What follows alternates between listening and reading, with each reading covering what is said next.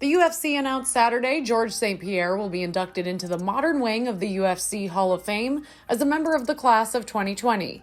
Considered a legend in the sport, GSP boasts a 26-2 professional MMA record and is a former UFC welterweight and middleweight champion.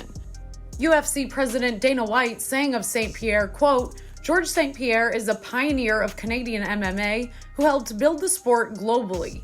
He is the most famous athlete to ever come out of Canada and one of the greatest martial artists of all time. We're proud to induct him into the UFC Hall of Fame class of 2020.